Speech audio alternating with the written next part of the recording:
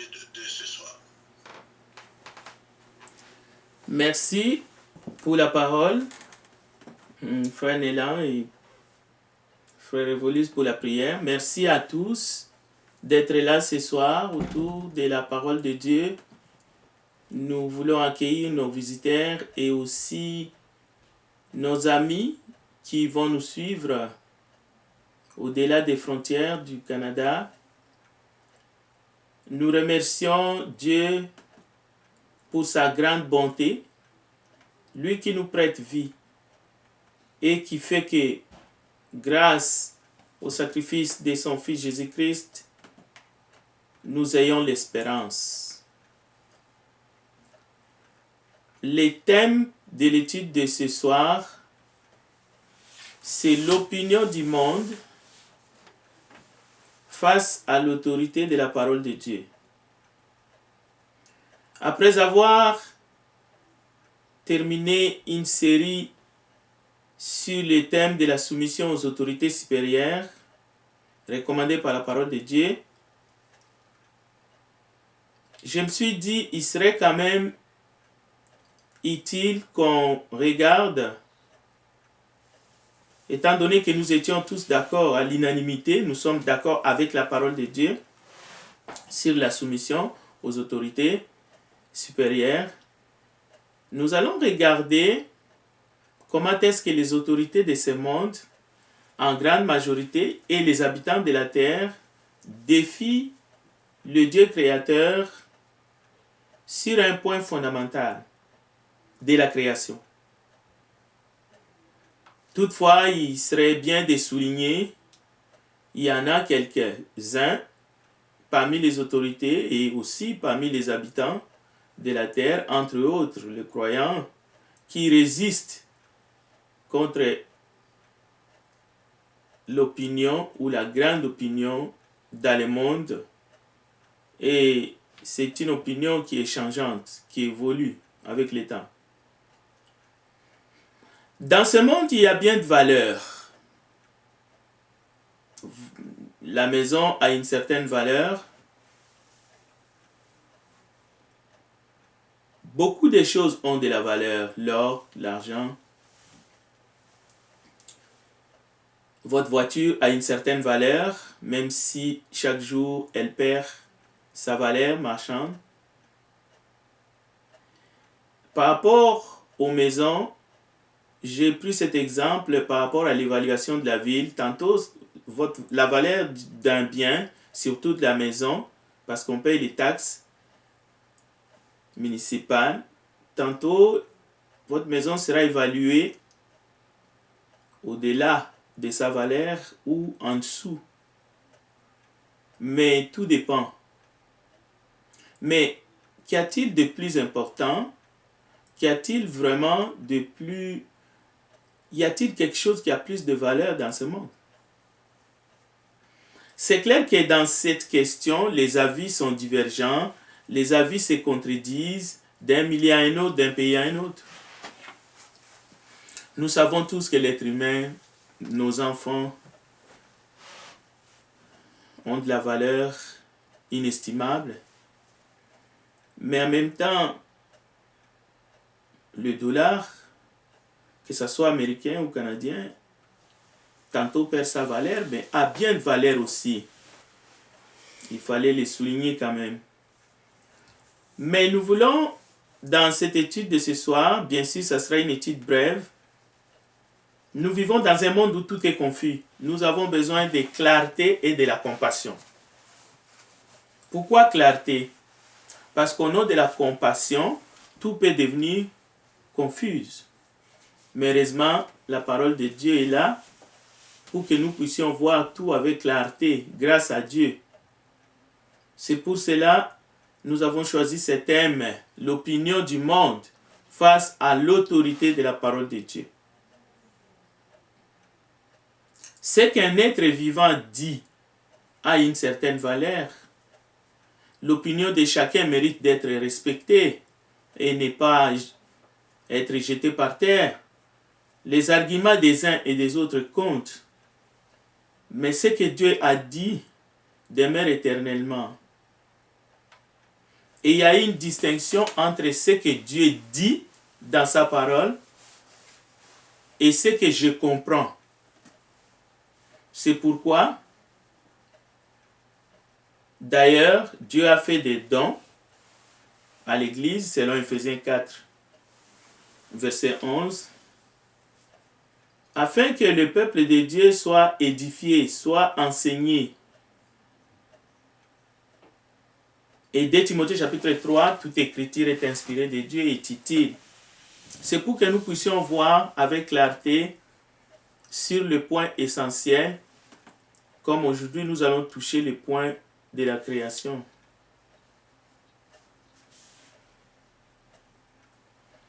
Tite chapitre 3, notre premier texte, versets 3 à 7.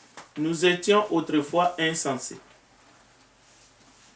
désobéissants, égarés, asservis à toute espèce de désir et de passion, vivant dans la méchanceté et dans l'envie, odieux, et nous haïssant les uns les autres.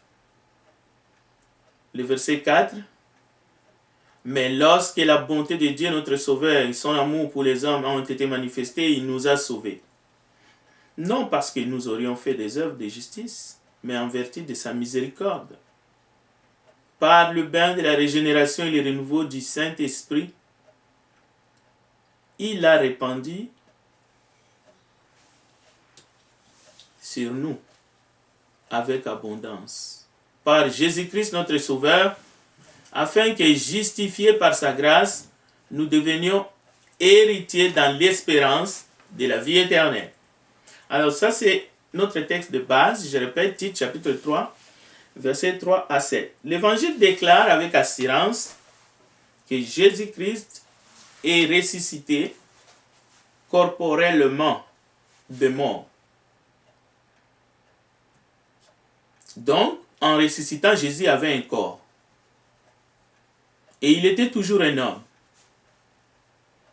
Et tous les hommes, toutes les femmes qui lui sont unis, y compris ceux qui l'ont rejeté, un jour ils se lèveront. Ils seront ressuscités aussi corporellement. Et la Bible nous enseigne que notre corps de résurrection sera beaucoup plus meilleur que notre corps actuel. Mais il y a une continuité entre ces deux corps. C'est cela qu'on appelle l'identité. Nous allons toucher le point de l'identité d'une personne dans la création.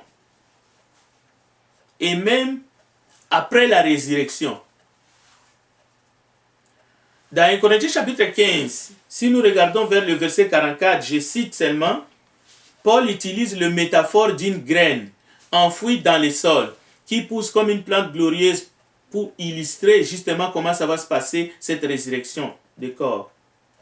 Donc, Dieu nous a créés à son image, hommes et femmes. Donc, nous sommes dans la création. Et nous sommes ici-bas, sur terre, les reflets parfaitement du Dieu qui est au ciel. Mais, même après la résurrection, nous aurons toujours ces reflets, cette image, ces genres que Dieu nous a donnés dans notre corps, ressuscité. Nous ne parlons pas ici des genres en passant au masculin et féminin. Non, il y a quelque chose de beaucoup plus profond que ça. Mais, à propos du corps, il est question aussi que nous portons quelque chose en nous. D'ailleurs, c'est pour cela que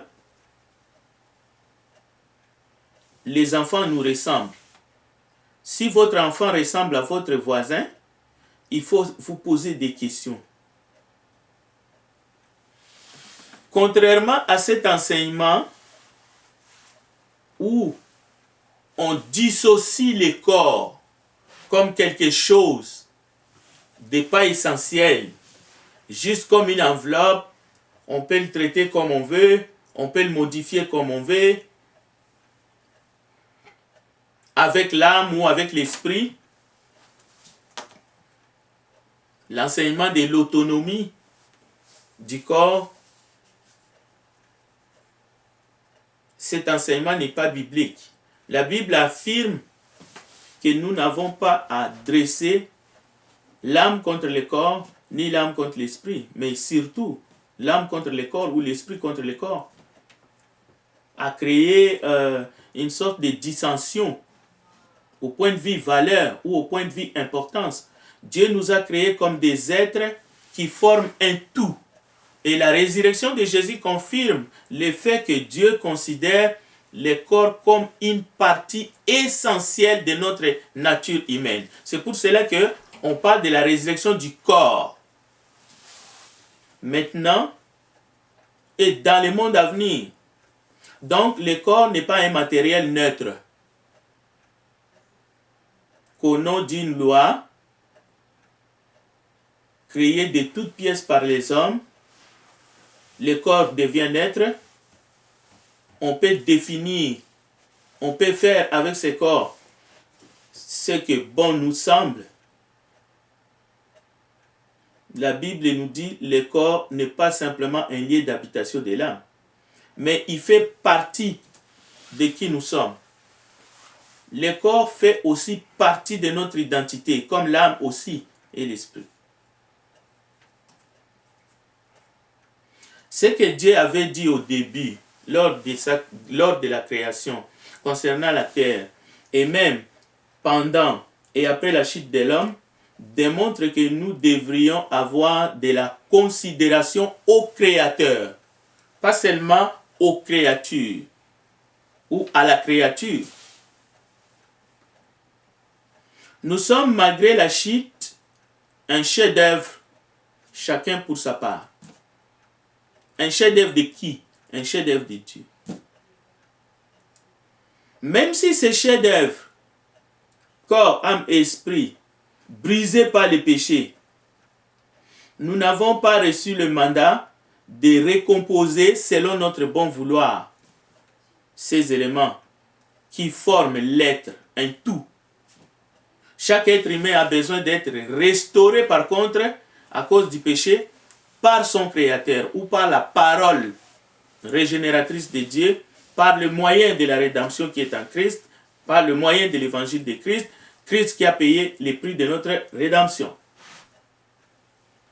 Mais comme Jésus, lors de son séjour ici-bas, il a guéri toute maladie et il est venu solutionner le problème du péché, donc peu importe la façon que nous naissons dans ce monde, parce qu'on peut venir dans ce monde avec des problèmes mentaux, psychologiques, des maladies, des infirmités, tout ce que vous voulez.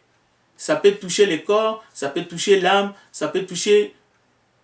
Parce que le péché aussi, on peut dire que ça commence d'abord, même dans notre esprit. Nous commençons à pécher dans nos pensées. Alors, peu importe le type de perception qu'on a de soi-même en grandissant, parce qu'en naissant, on peut dire l'enfant est innocent, mais en grandissant, on peut avoir une faible estime de soi, par exemple. Ou on peut venir au monde en ayant des parents qui sont drogués ou qui sont mentalement détraqués, qui ont des mauvais comportements, qui ne vont pas donner l'amour suffisant que l'enfant a besoin. Ça peut créer des enfants qui sont déséquilibrés.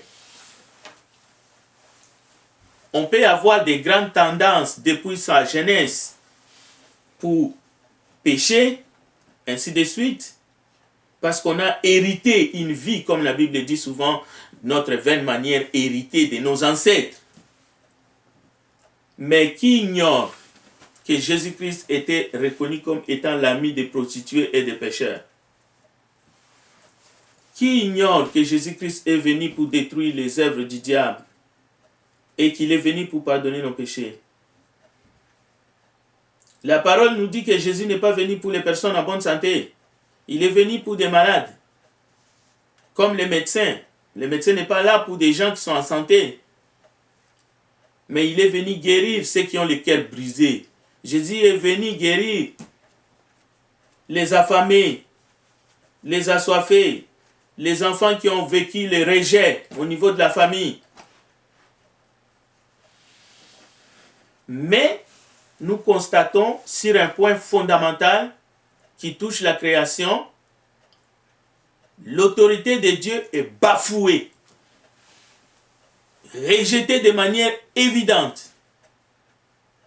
Parce que si l'histoire devrait se répéter, que Jésus devrait revenir comme il est venu avant, qui seraient les amis de Jésus?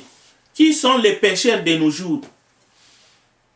Qui sont les gens qu'on identifie même au diable? On utilise même des insultes. Ceux-là sont des fils de diable.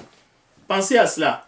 Qui seraient les amis de Jésus si Jésus revenait comme aujourd'hui? Qui sont les gens de mauvaise vie aujourd'hui dans nos cités? N'est-ce pas ceux-là qui participent à la marche de fierté? N'est-ce pas ceux-là qui sont au bord de la rue? N'est-ce pas les ivrognes? N'est-ce pas ceux-là qui ont vendu leur corps? N'est-ce pas encore une fois les prostituées? Ainsi de suite. Mais les autorités veulent par des lois changer même l'ordre de la création dans le sens que l'homme et la femme créés à l'image de Dieu, on est en train de donner une autre connotation à ces choses, à ces choses-là.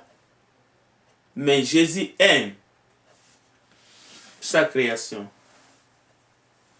C'est pour cela que Jésus-Christ est venu pour nous sauver de nos péchés. Il est venu racheter le pécheur que nous sommes de tous les effets de la chute. Alors, 1 Thessaloniciens chapitre 5, verset 5 à 23. 1 Thessaloniciens chapitre 5, verset 23. Juste le seul verset. J'aimerais que nous regardions cela rapidement pour continuer avec notre étude. 1 Thessaloniciens chapitre 5, verset 23.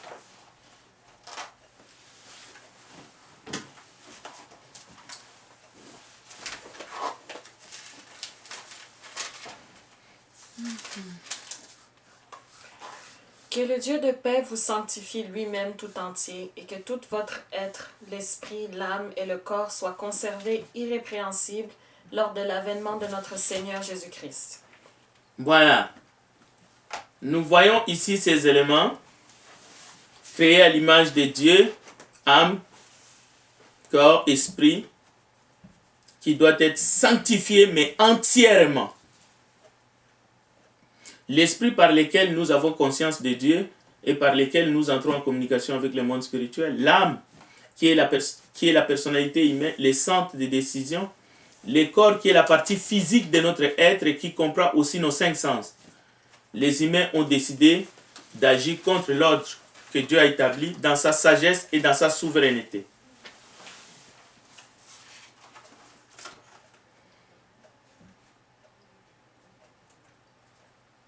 Le péché contre sa personnalité n'est pas seulement un péché contre Dieu et contre son âme, c'est aussi un péché contre son corps. 1 Corinthiens chapitre 6, nous n'allons pas les lire. La Bible nous dit le corps n'est... Or, le corps est pour le Seigneur. Alors, déjà dans Romains, Paul exhorte les chrétiens par les compassions de Dieu à offrir leur corps en sacrifice vivant, saint, agréable à Dieu. Maintenant, voici ce qui se passe autour de nous. Maintenant, la question est de savoir si on a le droit de parler ou on n'a pas le droit de parler. Mais si on parle, il faut que ça soit conformément à ce que Dieu a dit. Les chirurgiens et les médecins en général savent combien est merveilleux le fonctionnement du système nerveux, le fonctionnement du système digestif, de muscles qui traversent le corps de la tête aux pieds, des cellules, des organes de reproduction. Tout cela fonctionne dans l'harmonie, dans un corps. Et c'est le Seigneur, c'est le Créateur qui soutient toutes choses par sa parole puissante. D'ailleurs, c'est pour cela que Jésus, Dieu l'a ressuscité et il nous ressuscitera par sa puissance. Pourquoi? Parce que le corps a une grande importance aux yeux de Dieu. Comme l'esprit et notre âme aussi.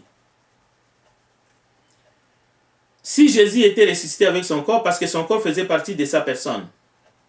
De même, nos corps font partie de notre personne et ont un prix aux yeux de Dieu. N'est-il pas écrit, ne savez-vous pas que vos corps sont des membres de Christ?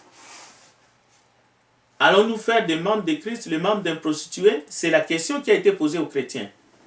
Mais cette question a tout aussi sa valeur auprès de ceux qui ne sont pas encore convertis. Parce que la conversion n'est pas un privilège pour les uns et pas pour les autres. Alors, quelle est notre attitude, quel est notre message en voyant ce qui se passe dans le monde? La perversion du corps. On se tait, on ferme la bouche, on n'a pas le droit de parler, alors que la Bible parle. Qu'est-ce que la Bible déclare envers ceux qui se sentent emprisonnés dans une identité qu'ils n'apprécient pas? C'est la question. Pas qu'est-ce que tu penses. Pas qu'est-ce que moi je pense. Qu'est-ce que la Bible déclare? Quelqu'un se sent emprisonné dans une identité qu'il n'apprécie pas et qu'il n'aime pas. Est-ce que la Bible dit quelque chose? Que dirions-nous avec amour, chers bien-aimés, peuple de Dieu, à nos autorités ou aux personnes que nous aimons, les membres de nos familles, si elles sont en train de faire une crise identitaire dans leur vie? On dit rien? Parents, ton enfant souffre et traverse une crise identitaire dans son âme. Qu'est-ce que tu fais? Tu le menaces? Tu le rejettes? Tu l'accompagnes dans sa crise identitaire pour que sa volonté soit faite?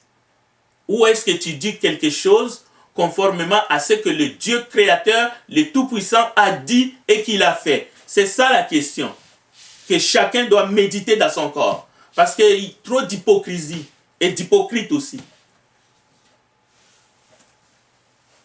Vous savez, il y a des questions que si nous parents, nous n'abordons pas, des grandes questions de société avec nos enfants, lorsqu'ils attendront la version truquée du monde et qu'un jour ils se retrouvent dans les traquenards et que vous voyez que votre enfant souffre de crises d'identité, écoutez, ne vous lamentez pas. Vous n'avez jamais abordé la question avec lui au moment où il en avait besoin. C'est les pièges qui nous guettent tous. Il n'y a pas des enseignements tabous dans la Bible. Profitez-en. Ne soyons pas des pompiers qui viennent alors que le feu a déjà pris dans la maison. Qu'enseigne la Bible sur l'identité d'une personne? Genèse chapitre 1, verset 27. Dieu créa l'homme à son image. Il les créa à l'image de Dieu. Homme et femme, il les créa. Le message est simple. La Bible nous dit au verset 31, Dieu vit alors que tout ce qu'il avait fait, et voici, c'était très bon. Content ou pas content, notre Père Céleste a tout fait et il a dit ce qu'il a fait. Et il a donné un très bien à ce qu'il a fait. On peut le dire sans stresser, on peut le dire avec amour, on peut le dire à qui veut nous entendre. Mais on ne peut pas l'imposer à qui que ce soit. Mais c'est ça le vrai message. Nous avons tous une dignité parfaite aux yeux de Dieu. Nous avons une valeur inestimable. La chose qui a plus de valeur dans ce monde, la première question d'entrée dans notre introduction, c'est la parole de Dieu. C'est ce qui sort de la bouche de Dieu. Ce n'est pas nos opinions. Ce n'est pas notre compassion. Mais c'est ce que Dieu a dit. Même étant déchu, Dieu a choisi, lors de la création, de mettre son image chez chacun de nous. Et de manière complémentaire, l'homme et la femme, du point de vue biologique, ils sont différents. Donc, tout au début, il y avait une communion parfaite, une harmonie parfaite entre Dieu et les humains qu'il a créés. Mais à cause du péché, il y a eu des problèmes. Et il y aura toujours des problèmes Bien que la solution est déjà là, c'est-à-dire le Rédempteur est déjà là. Mais nous allons de plus en plus voir qu'il y a des malaises identitaires, il y a des conflits. Mais sans avoir peur, avec amour, nous pouvons dire ce que Dieu a fait et ce que Dieu a dit dès le commencement. Dans la création, advienne que pourra. Écoutez, Psaume 139, le thème est vrai pour tout le monde, chrétien ou non chrétien. On va lire le Psaume 139, quelques versets, peut-être à partir de verset 13 à verset 16, 3 versets.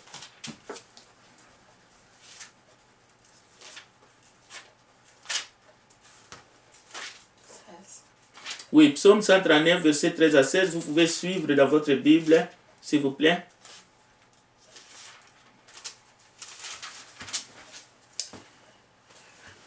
Quand je n'étais qu'une masse informe, tes yeux me voyaient, et sur ton livre étaient tous inscrits les jours qui m'étaient destinés, avant qu'aucun d'eux existât.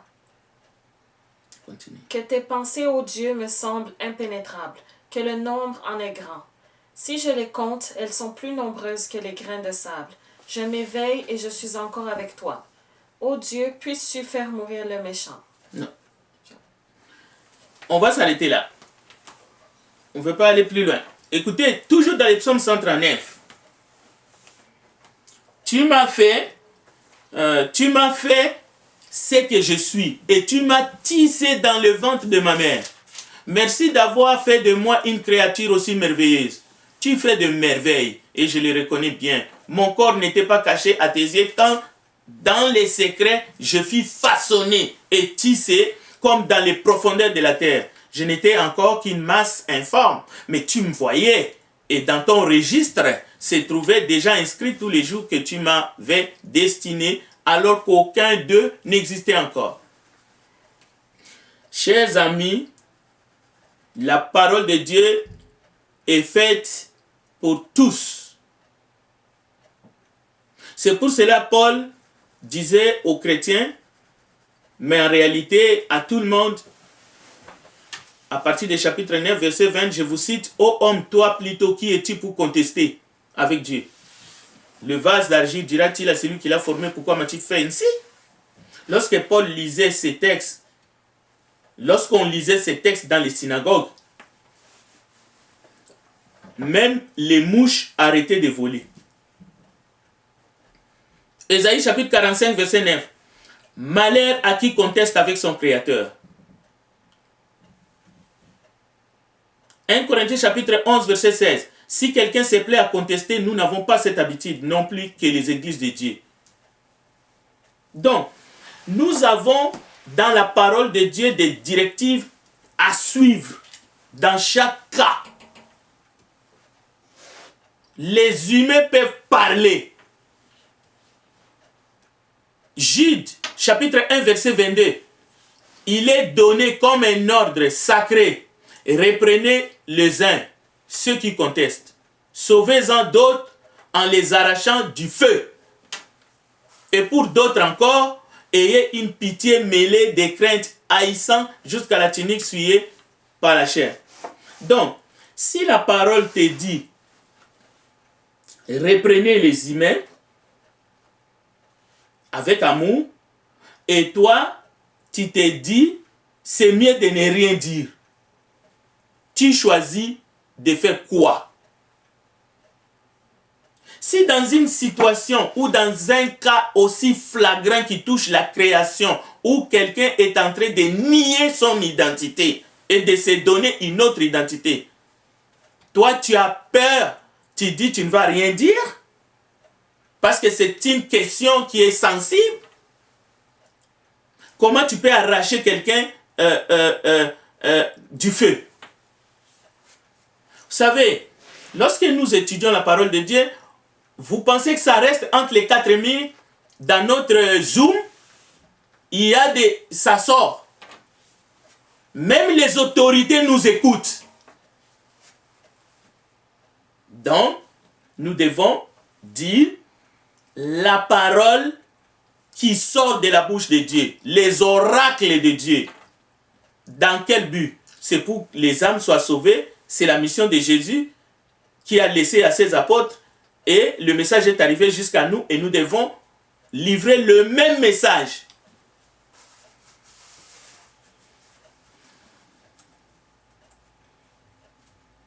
Nous avons été créés avec de la chair et des os, à l'image de Dieu. Alors quelqu'un ne peut pas venir par des lois ou par des théories, mais bidons, essayer de déformer tout ça. Nous devons prendre la parole de Dieu et dire ce que Dieu a dit au commencement. Les apparences varient selon les époques. Les gens changent leur manière de s'habiller. On ne devrait pas se baser sur ces notions terre à terre, mais l'identité de la personne est inviolable. Et cette identité-là, on ne peut pas se la donner soi-même. C'est sacré. Ça vient du Créateur. Dieu t'a donné une identité où tu rejettes Dieu, tu mets cette identité-là en doute, où tu fais ce que tu veux, tu passes par les chirurgiens, mais sache que Dieu t'appellera en jugement. Vous pouvez passer par des chirurgies, comme on dit, plastiques. Vous changez votre nez, mais vous savez avec quel nez vous serez ressuscité? Avec le nez que vous avez changé ou avec le nez que vous aviez reçu? Alors que vous étiez tissé dans les ventres de votre mère. Donc, Noé, lorsqu'il prêchait à ses contemporains, il ne disait que ce qu'il a reçu de Dieu. Il y a une époque où les hommes portaient des robes avec des perruques, même avec des collants. Et même ils mettaient du maquillage. Regardez l'histoire humaine. Mais qu'est-ce que 1 Corinthiens 11 nous dit? Il n'est pas bon à l'homme de porter de longs cheveux, par exemple. Donc, Dieu sait bien de quoi nous sommes faits. Nous ne sommes pas simplement une façon de nous habiller ou de nous comporter du point de vue biblique. Être créé, c'est un cadeau de Dieu. C'est un cadeau qui inclut notre corps, notre essence, de l'identité, ainsi que les dispositions et les rôles auxquels Dieu nous a assignés. Alors, si quelqu'un conteste contre ça, même s'il est appuyé par des lois, soyons humbles pour dire ce que la parole nous demande de dire. Sans esprit de dénigrer qui que ce soit, sans insulter qui que ce soit, mais si nous sommes des porte-parole, si nous sommes des ambassadeurs pour Christ, c'est pour dire ce que notre Seigneur nous a dit de dire. La chute a entraîné la déformation, pas seulement de l'esprit humain. L'esprit humain est devenu penché vers le mal, vers le péché. Mais il y a aussi la déformation du corps. Le sol même a été maudit. Donc, on peut dire que la base de toute maladie, que ce soit physique, que ce soit spirituel, que ce soit mental, c'est d'abord le péché. Si le sol a été maudit et l'homme a été tiré de la poussière, cela veut dire qu'à cause du péché, l'homme a été maudit. Mais quelque part, nous avons la bénédiction parce que Christ est venu. C'est pour cela, la régénération touche le corps, l'âme et l'esprit. Nous avons lu dans 1 Thessaloniciens, chapitre 5. Maintenant, bien que le cœur de l'homme est trompeur par-dessus tout, et la Bible dit même incurable, malade, qui peut les comprendre? Jérémie chapitre 17, verset 9. Mais l'humain doit écouter Dieu et sa parole. Donc, c'est pour cela que la parole ne doit pas être altérée, parce que la grâce réside dans la parole. Une meilleure connaissance de la parole de Dieu peut aider même le médecin à soigner bien un malade. C'est pour cela que les médecins comptent aussi sur les prières. des saints. À un moment donné, il arrive que le médecin dit, écoutez, il faut prier. Parce que moi, j'ai fait tout ce que je pouvais faire. Je ne suis pas capable de te guérir, mais je peux au moins te soigner. Donc, il faut être clair sur ce que la Bible dit. Rejeter Dieu, rejeter l'œuvre de Dieu, c'est péché. Et cela a des conséquences graves. Altérer ce que Dieu a fait. Que ce soit à notre proche, nous devons être capables de leur dire. C'est une utopie. Une société qui accepterait n'importe quoi dans le but d'accommoder tout le monde. C'est très bien. Ça sonne bien aux oreilles. Vous pouvez embrasser des idéologies. Il faut accepter tout le monde, ça c'est clair. Mais il ne faut pas modifier la parole de Dieu.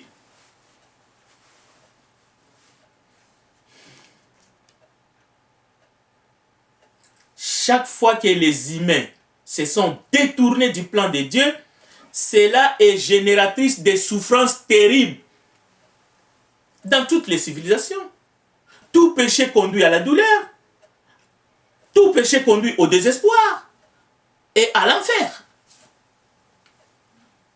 À la mort, nous ne pouvons même pas dire plus parce que le salaire du péché, c'est la mort. Refuser la création naturelle de Dieu, rejeter la seigneurie de Dieu, rejeter ce que le Dieu créateur a fait pour chaque personne, pour chaque vie, pour chaque être, c'est désobéir à Dieu et c'est pervers.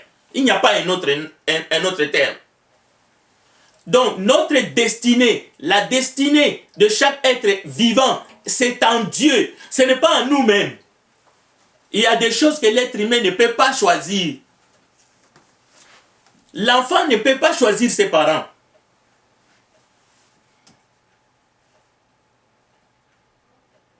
Donc, les troubles de l'identité, on ne peut pas s'attaquer à cela. Les troubles de l'identité des gens. Mais quand même, donner l'impression que les troubles génétiques, physiologiques, troubles identitaires va changer la perception ou la parole de Dieu telle que nous l'avons dans la Bible, c'est se perdre. Prenons quelques exemples. Il y a des personnes dont le fonctionnement ne sont pas corrects. On sait, des gens qui ont une tendance, par exemple, ils peuvent pas se retenir. Dès qu'ils voient, par exemple, une femme, ils ont des tendances à... Donc, ils peuvent pas se contrôler. Ils deviennent... Donc, c'est pathologique chez eux. Est-ce que cela justifie les viols? Il est prouvé scientifiquement qu'il y a des cerveaux, il y a des malades. Et ces gens-là, on ne peut même pas les condamner. Il faut les amener dans des centres pour se faire soigner. Leur mécanisme de contrôle est en moule. Est-ce que cela justifie pour autant leur comportement de déviance sexuelle? Non, il faut les enfermer. Sinon, ils vont faire des dégâts autour d'eux. Admettons que quelqu'un est vraiment colérique au point que s'il s'énerve, il peut s'en prendre à toute personne. Les gens qu'on appelle communément des fous, mais c'est des malades. Normalement, on devrait les faire soigner. Mais parfois, ils sont libres. Est-ce que cela justifie le nombre? Est-ce qu'on peut légitimer le nombre de personnes que cette personne va blesser sur sa route et légaliser cela? Rendre ça normal? Non. Quelqu'un peut vivre avec des tendances qui sont complètement anormaux. Mais cela ne justifie pas un comportement barbare. Donc, c'est la logique. Donc, un trouble peut avoir pour origine les génétiques, pour origine les hormones, pour origine la physiologie ou même origine psychologique ou spirituelle.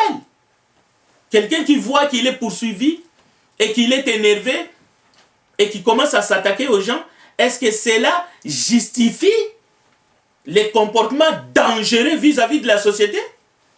Ah oui, parce que son trouble, c'est de l'origine spirituelle, donc il peut s'attaquer au monde. Voilà comment certains raisonnent.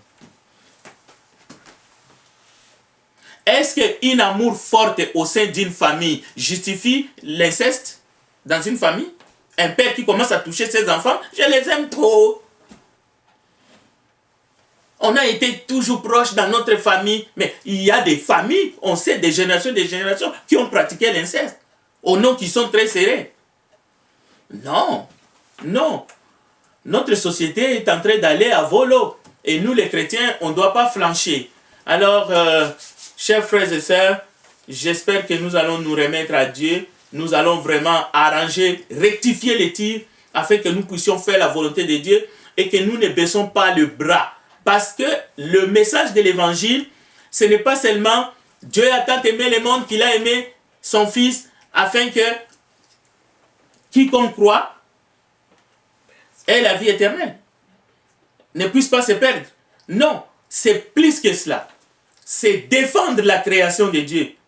Parce que chaque être humain a de la valeur aux yeux de Dieu. Même le malade, même celui qui a perdu une partie de son cerveau, il a de la valeur. On doit les traiter avec dignité. Et on va lui dire certaines pratiques sont contraires à la volonté de Dieu parce qu'il y a des actions, il y a des actes, il y a des comportements qui énervent Dieu. C'est clair dans la Bible.